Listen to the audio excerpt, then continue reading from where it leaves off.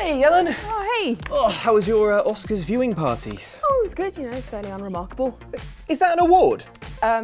Yeah, I won the Oscar for Best Original Song. I like video games and my friend Luke, and we do a show called Why does it say Guillermo del Toro on the front? Did you steal it from him in the car park? What? No. Oh no, your fingerprints are probably all over that now. Anyway, gotta go. Bye.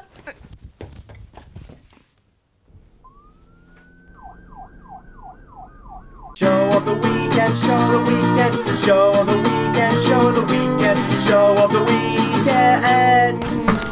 Guillermo? Yeah? Right, I've got him. He's right here. I've got the Perp? Yeah. How dare He you? nicked it. It was him. It wasn't me. Guys, there are some fishmen at the door. What should I tell them? He's here. Don't tell them that! All right, well, we've got about half an hour before the fishmen get through the doors. That's how long they normally last against fishmen. I'll just romance them. And turn on the old Westaway charm. Romance me some fishmen. Check out the shape of this water. Ellen. Yeah. Bayonetta 2. It's seamless. Seamless, yeah. So just say the next thing. That's how the segue works. Yes, I have been playing Bayonetta 2 on Switch.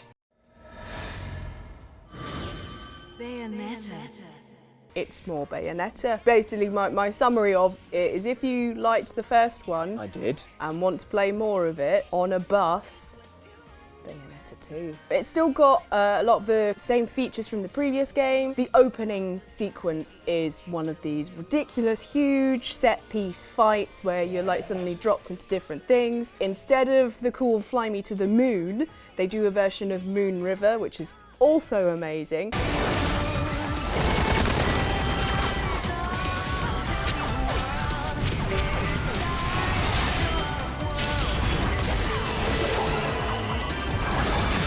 And It'd have to be amazing because I love that Fly Me to the Moon. the Fly Me to the Moon It's so good. can't quite be beaten. But Moon River, Knew it. still really good. It's Still still good. really good. Still. I would advise, with the ability to travel in public with it, don't play the first bit in public Right. because it's a little bit sexualized. Right. And Bayonetta does get fully nude at one point. Oh, does she? Right. And it's a little bit like, okay, like it's been a while since I played the previous game. Yeah. So I was like, I had to kind of get back into the Bayonetta mindset of, oh yeah, her clothes just disappear. Her clothes come off They because just go. her clothes are made of hair, or and something. then so if she is doing an attack, and there's one segment, it's just like you can't see everything because there's like sunlight behind, so it's all like masked. Right. But if you're on a bus, you probably will get some weird looks. Yeah. I'd be interested to get your take on that because when I played the first Bayonetta, I remember there being an element of that like occasional like racy sort of semi-nudity and stuff. What's your sort of take on that? Because I know there's a very fine line. I know Bayonetta is like a famously good female character in a video game, but there's a fine line between like empowerment and Yes. exploitation. Yeah, I prefer less of it, but I'm okay with it, and I'm still like, yeah, Bayonetta's great because she herself as a character is so well formed in terms of who she is as a person. Like all of her conversations with the people that she comes across, she's super sassy, she knows who she is. Well, at least you're the silent type.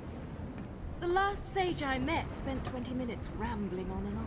It's a huge can of worms. It's complicated. It's really complicated to kind of get across exactly why I'm like, I'd prefer it if she wasn't losing her clothes all the time, but Bayonetta is still really cool. Yeah, I think that's a valid take. She's a cool character. She isn't just that. Because you do have it in games sometimes where there is a female character wearing basically nothing, and that's her character, is that Yeah. she's wearing basically nothing. Ivy in Soul Calibur. But Bayonetta's character is that she's an Umbra witch who can fight angels and summon demons made of hair and do ridiculous tricks.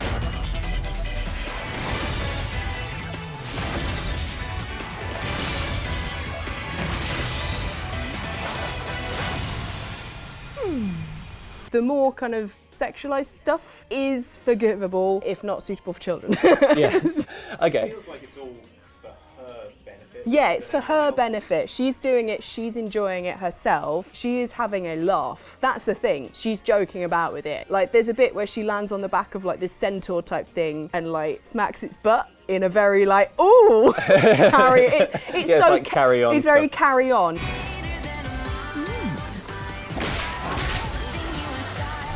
It's very tongue-in-cheek, and I think that's why they get away with it. Getting away with it feels like Yes. maybe that's the right That's the way phrase. to sum it up. Yeah, Like- yeah. Talking about this, I'm going to be making lots of comparisons to Nier Automata, another Platinum Games title, because I've been playing a lot of that recently. 2B is dressed up as basically like a Lolita French maid type thing. Yeah, and there's quite a few bits I remember just when we were playing where we're like, Yeah. well, take that out, the let's okay, play. Yeah. And Stick the camera up here. yeah, for and this, there's bits after some big fights where you're like, I'm so sorry, 2B. But like ultimately the characters that they make are very fully fledged characters. But having played a lot of Nier Automata and then going back to Bayonetta 2, I prefer the combat in Nier Automata. Well, it is newer. Does it feel more refined? It feels a little bit more refined. I found that I was trying to use the dodge and witch time mechanic in a Nier Automata sense, in that you can just dodge, and then kind of do things. Witch time is you've got to be a little bit more careful with your timings. So like I was going dodge. I'm still being hit. Okay, I'm not timing this well. Okay. And you're kind of surrounded by enemies as well. I found that the camera didn't always work with me in terms of I can't see when the next attack is coming. Interesting. They give you points and medals depending on how well you fought. Like the first were all like bronze, and I was like, okay, I'm a bit scrappy at this right now. But then I did one and it was like platinum, and I was like, yes! See, I can do it. Then they brought back all these previous things as well. In the first game, you would find these portals to fight challenges, and it's like, oh, you can only deal damage in witch time, or you have to complete this fight without being hit once. And I failed a little bit at the not getting hit one because I was bad with the dodge, but then I finally got it and I was really pleased.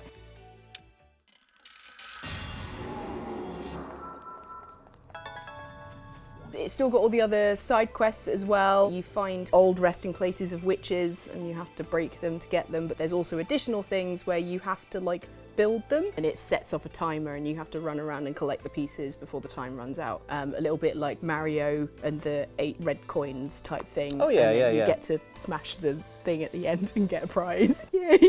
Because it's Sega, it's got the whole thing of you smash things and you get rings. It's the same in Nier Automata. The currency is rings, just like Sonic. That's quite a nice little touch, I think, in their games. Looking at the story, you're trying to organise Christmas, but then it starts on Christmas, of course. And You're with the annoying Italian guy. Oh yeah. Everything goes wrong for him again. No. Bayonetta and John, they're trying to get stuff ready, and then suddenly these aeroplanes come in and they have a fight on the jet planes.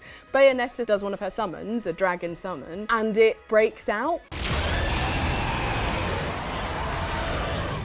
and kills her friend.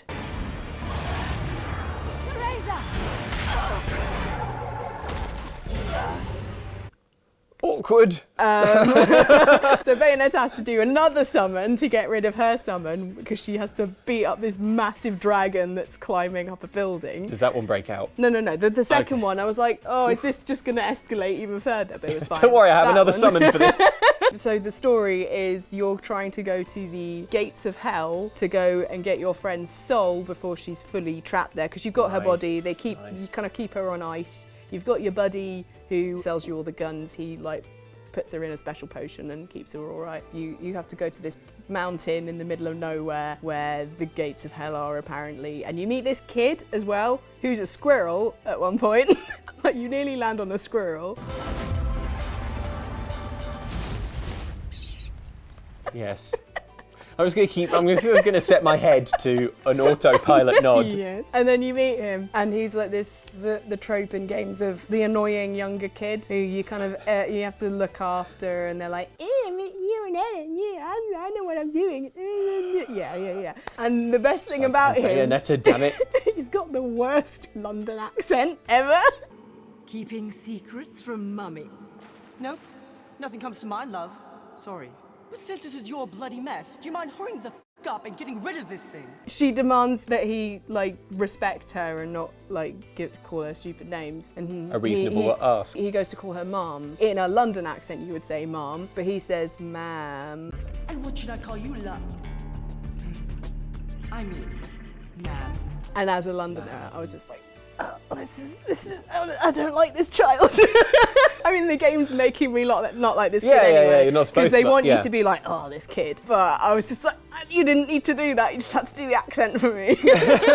Use the magic hair to fling him into the Thames. Yeah. No, you're right. I was trying to go for a more fun, cartoonish execution. I was doing a Bart Simpson, Homer Simpson. Oh, I see. Oh, yeah. Don't worry.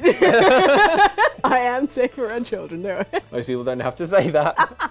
My question is, when you're playing it on the Switch, how does it look on the little screen when you're playing it portably? Is it okay? It looks good. It's also, you can play it with the touch screen, which I haven't tried yet. What? Because it was out on the Wii U. So Oh, I think yeah, they okay, had, so, yes. those things have also been ported over. But as someone who played it on Xbox 360, the first one, I don't see any point in using touch controls. It's not that kind of game, is it? No, but you can unlock outfits. There are some like Nintendo themed ones, and it was really weird in the intro when they're like all the kind of the names and everything, seeing like this Nintendo thing, and I was like, yeah, Nintendo did this. Yeah, man. If you go back to a kid in the 90s, like early 90s, late 80s, and just be like, you know, Sega and Nintendo, one day they're going to make a game together that is about a witch who has clothes made of her own hair, and everyone's just going to be like, And Right. here's the real kicker, it's good. yeah. Well, Ellen, all this talk of summoning magical things and interchangeable outfits Oh. has made me just now spontaneously think that maybe I should quiz you. Right now. Right now, yeah. We had a whole other thing planned, but I'm scrapping it. On Final Fantasy 15, the Royal Edition.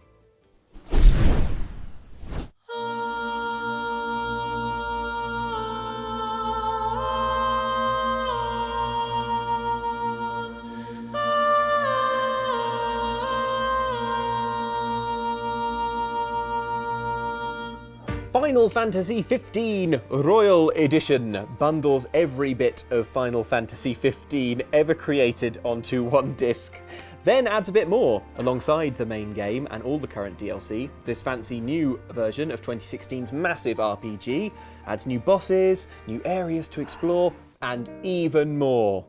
That's right, but can we, that was basically a summary of exactly what it is, but in a much truer sense. We haven't understood it at all, have we? Because the only real wisdom is to be extracted from Ellen's brain through a filtration process whereby Ellen's ideas go through my phone and then out into the camera and then into your brain where it becomes wisdom. So, Ellen, Final Fantasy 15 tells the story of moody Prince Noctis, who sets off on a road trip to get married, along with his three best bros, Gladiolus, Ignis, and Prompto. Yeah. Oh, Prompto, what do you like?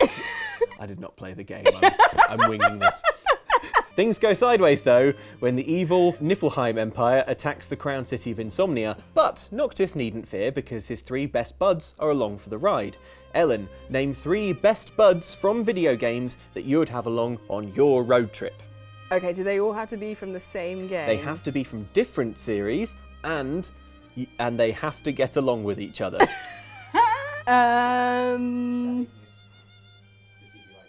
That's it.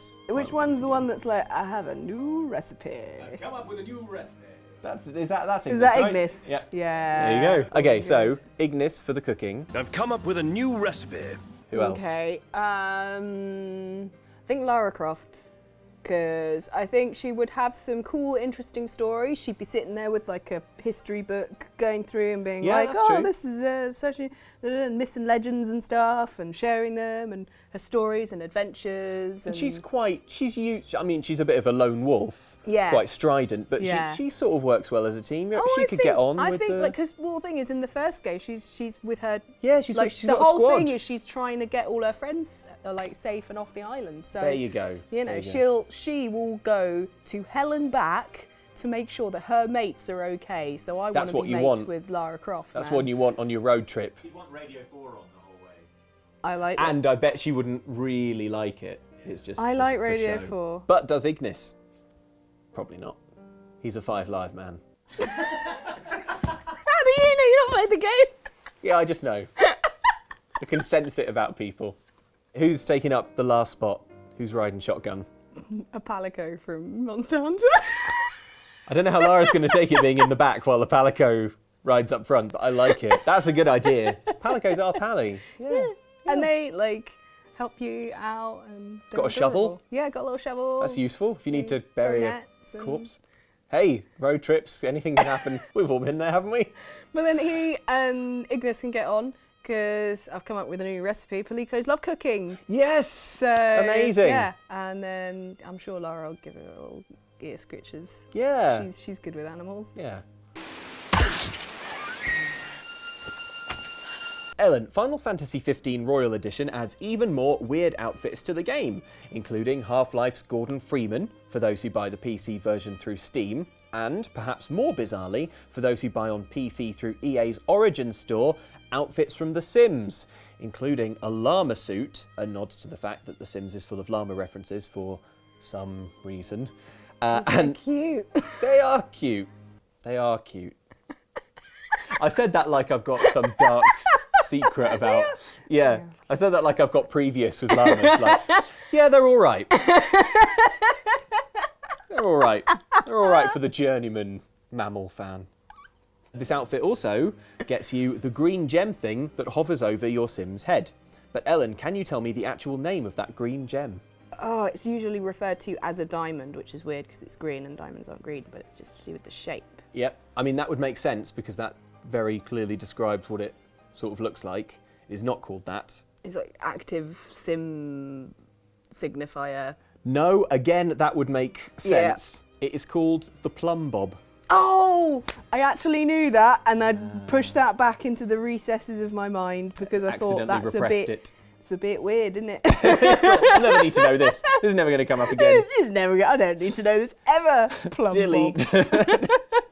Ellen, there's so much Final Fantasy XV that's happened since the game came out, with loads of DLC and extra bits and bobs, but perhaps the weirdest of all is Monster of the Deep, a weirdly gentle PSVR fishing game featuring Noctis and friends.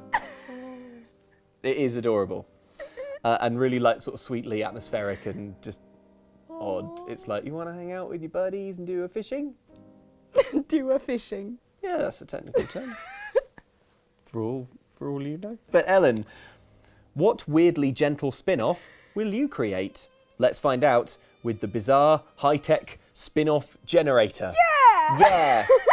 Ellen, to make the generator work, which I'm turning a crank, it's invisible. Oh. All you have to do is pick a number between 1 and 3, 3, and now pick another number between 1 and 3, 1, and now pick another number between 1 and 3.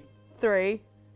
Okay, Ellen, your weirdly gentle spin-off will be a Kinect pedalo simulator with Bowser. Yeah. Come on, put the work. I'm doing all the work here. You're bigger than me. One new feature of Final Fantasy XV Royal Edition is that the royal vessel, the yacht in the game, used by the characters, now becomes fully drivable. You can use it to explore some of the game's watery environments and to indulge in a spot of fishing. There's just one problem. The yacht itself is kind of boring. So, Ellen, Yeah. using this clipboard Hey. and these felt tip pens, I'm going to give you a few minutes, Ellen, to design the OX Industries luxury yacht. Right. Yeah. Right. Yeah. Okay. Well, get the important colours out first. Right. Okay. Spoil. Your Bowser impression. Of course you can, James. It looked really good. Oh, thank you. I think you captured the anger and the moment. Spent a lot of time studying him. When you're an actor, you learn to inhabit. I can see that. It's the courage of the actor to inhabit psyches that we find unlikable and unsavoury, to plumb those emotional depths. That is to go to that place of darkness for the art. That is my cross. Incredible range. Just incredible range. It's my cross. It's my cross to bear, and I'm glad you enjoyed it. Right. Hey, hello, I've just seen a peek. Right. Okay, well, no, hang on. Just for comparison, here's the Final Fantasy yacht.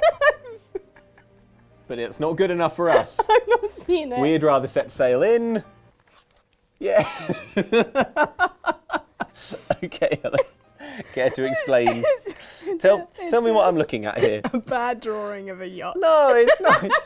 It's got a sail, so it's better already. Yeah. It's already Oh, better. so because I've gone for the type of yacht, as in yachting with the big sails. I think That's you made what the- I think you made with the good call. yachts. I go past like a shop that sells them with the big TV in the window that's like, look at all these people boating and how cool it is with their yachts. So this is what I always think of when I see yachts. I like looking in the window of boat shops because Yeah. they have the little models of the boats. Of course you do. It's Pirate Andy. Yay! Yeah. Oh, he'll be delighted.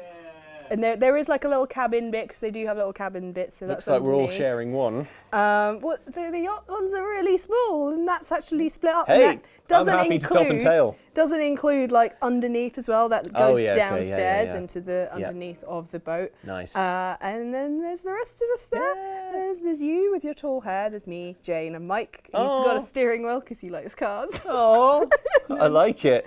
And then the sail is also, as well as the main body of the boat, is also colour coded and has got our Look at that. thing in it. We should name it the HMS Oxboat. Oxboat. Oxboat actually works quite well. Yeah. I was like trying to draw like a cool perspective from the front, and I was like, no, you can't do that. So it's from the side. The only thing that's missing from that drawing is the water. But we might be dry docked. It might be the winter. You asked me to draw the boat, Or we not might the be in environment space. that That's it was true. in. That's true. It's a technical drawing. It's Yeah, it's a technical drawing. It's so that we can take this to a shipwright and have them make it exactly. It's like, Exactly. yeah, here's a Luke for scale and an Ellen for scale. I love it. Well, I can't wait for us all to do some fishing over the side, Yay! and then for Mike to dynamite those fish or something. Fishing is a bit like the ultimate stealth kill, isn't it? Fishing is like stealth, Yeah. in that it's boring and takes ages. I'm just kidding. I'm not inviting you fishing. Good. Well, Ellen, I think you did great there. I love the ox boat. I can't wait for the Connect Pedalo game with Bowser. But now I'll tell you what, now let's pedal into a little something that we call the comments. Last week we looked at some of the stealth takedowns offered up to us that are actually just as conspicuous as if we'd walked right in front of our enemies and killed them. There is a more conspicuous way for you to deal with them, and that's by knocking them out before feeding them alive into a wood chipper that's noisier than a space shuttle launch. I think Bailey Alexis Snow had the whole idea down with this comment. I'm taking you down! I'm taking you down quietly! Everyone listen to how quiet I'm being when I take this guy down! Yeah, I know, I mean just listen to how quietly I'm stealing Luke's chocolate biscuits! Ellen, I can hear everything He hasn't even noticed, the idiot! elsewhere. Ellen and Mike looked at some of the games coming out this month, and Mike explained one of the more ridiculous weapons found in the Turok series. It's got a gun called the cerebral bore, which is a tiny drill that drills into your skull and pumps your brain out in a big sort of torrent. It's absolutely horrifying. So yeah, if you got hit by that thing, it was bad times. But yeah. Lots of people enjoyed your reaction to this, Ellen, including David Witheridge, who said, Ellen's face as Mike describes the cerebral bore is priceless. Yeah.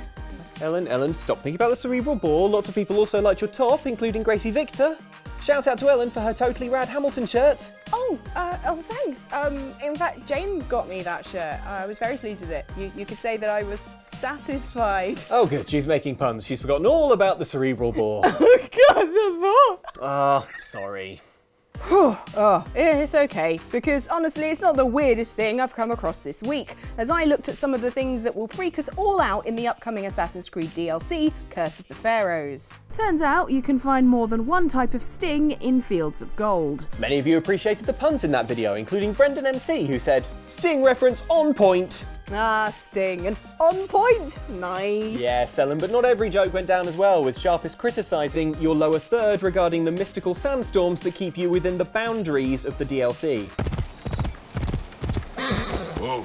Oh, come on, Ellen. Darude Sandstorm? Really? When was that? Back in 2012? I thought you were better than this. Boo! To Ellen, specifically. I'm sorry, but that song is a stone cold classic. Literally, because sand is made of worn down stone. Right. Elsewhere, Andy and I played some Far Cry 5, where our pal Fred got us into some hot water by flying over an enemy base before, well, this. You've got to liberate this outpost now. Okay, You've already right. started Well, it. Fred's done his bit. Take this guy out. No, Fred! No! Oh no, Fred! He's temporarily unavailable. Fred, why? I can't believe you've done this. Do you have any idea how much that costs? Liam Duke was impressed with Fred's resilience, saying, "Helicopter with Fred inside crashes and explodes. Fred Keaton is temporarily unavailable." It gets worse. The receipt for that helicopter was in Fred's pocket. Ah, Fred. Hate him. Oh, I'm so sorry, Luke, but don't forget Cheeseburger the bear, one of the other many friends you made on your journey. Yes. Yes. We have a right to bear arms now. Oh my gosh, we so do. I can pet him. I'm gonna pet him. He's the best friend Oh, that cheeseburger. I could ever have. I think commenter Twiglet speaks for us all when they say, "I want that bear, he's so cuddly." Yeah, he is so cuddly. In fact, I really wanted to keep him. Luke, what's that noise? But I couldn't, so instead I got a real bear so I can have bear hugs all the time. He's not trained, but he was a lot cheaper. Luke. And it was a really bad idea, so I'm gonna go barricade that door. Right, finally. On Show of the Weekend, I quizzed Luke on the Assassin's Creed Origins DLCs and asked him some deep questions about his soul. Send me a flamingo. Yeah, I'd be a flamingo. It represents your tallness as well, and yeah. It's an elegant bird with a great inner strength. Some of you correctly spotted a flaw in our bird of choice, including David Leonard Flanagan, who said, "Luke, you can't fly to the afterlife as a flamingo because flamingos never say die." Yeah, very true, but commenter Brock Sisson had other things on his mind. Sees Luke's head attached to a flamingo body. That's okay, Xtra. Turns out I didn't need to sleep tonight after all. Haha, well, we won't be able to sleep tonight either. Why? Because of the bear. It's broken through. Run! So Luke, Yes? it's that time again. We are here in Art Corner. Art Corner! I love it. This week's art is inspired by our slightly weird Photoshop of your bar with the Luke head on the flamingo. Slightly weird, I don't believe it. It was a bit weird. Show me what we got. But some people have done some amazing art, including Kiala Art, who has done this! Whoa! Oh my gosh! Oh wow! I really look how peaceful I look. Yeah. I look so calm. Yeah. So zen. I wish I was this zen in real life. Oh, they've done a really good job of blending The hair into the feathers. Yes, the hair Works into the really feathers. well. My hair looks sort of almost feathery and fluffy, and And it's like the fact that your face is just like, I am content. I am content. Well, wouldn't you be? If you were To have a flamingo body. That's the dream. Oh, I love it. Thank you very much. That's amazing. Good. But Luke, Yes. that's not the only one. We've What? got another piece from Awkward Amalgam, who gives us Whoa! this. Look at that. You're a bit more in action here. Yeah, You're yeah. actually see, flying. Yeah. I'm no longer zen in the water. I've You're now blissfully happy flying around going, spread my powerful wings and carried myself up, hollow bones and all, yes, into the skies. and the afterlife. My favourite thing about this is the expression on my face. Yeah. It's just like sheer bliss. My actual face is not capable of expressing anything nearly that sincere. But like, see, it doesn't work. Oh, this is great. Thank you very much, guys. So good. I've never looked better. Aww. So guys, thanks for watching the show. Yeah, thanks. Don't tell Luke that I've got his biscuit. Luke knows. He can hear and see. No, he can't. And He doesn't know that I'm even here. smell as well. Those biscuits smell good. No, they don't. He can't. That's You're your replying to me. I imagination. could obviously hear. Thank you for watching, guys. I'm just going to keep going. Thanks for watching Show of the Weekend. If you enjoyed it, then there's loads more Show of the Weekend to watch. So why not check that out? Subscribe if you enjoyed this, and don't forget to ring that bell as well. And we have some very special news, which if Ellen was only around here, maybe she'd want to help me talk about it. Hey, Whoa, it's Ellen! Hey, Oh hey. boy, wow, where did she come from? I was here all along. What? No Yeah, way, for yeah. reals? Wow. Stealth. My expert stealth. Folks, we are going to be doing live D&D at EGX Resd. We are going to be there at Resd, which is in London, on the 15th of April. We will be at Yes. Resd every day that it's on. That's the Friday, Saturday, Sunday. But on the Sunday, 2 p.m, is when we are going to be doing our live D&D show. Tickets for that are on sale now, so if you want to come see Meryl Wen do it again with the meow. I liked how serious that was. Yeah. So if you want to see that, If you want to see that. then you can grab your ticket now, and hopefully we'll see you there. But yeah, as I say, we'll be at Res the whole time. So Yes, yeah, come say hi. hopefully catch loads of you there. Yes. Cool. Thank you for watching, guys. We'll see you next time. Cheers. Goodbye.